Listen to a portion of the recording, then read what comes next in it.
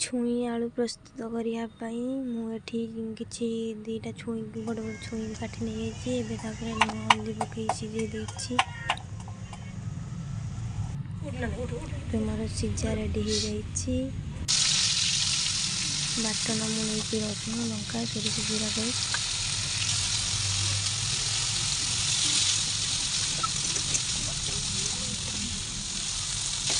मसला कषि सारा पर बिलाती ऐड कर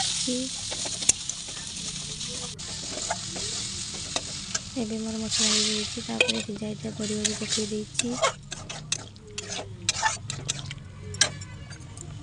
भाजिकी रखी दिया बड़ी को चुना चुन कर पकई पानी किसी देइछि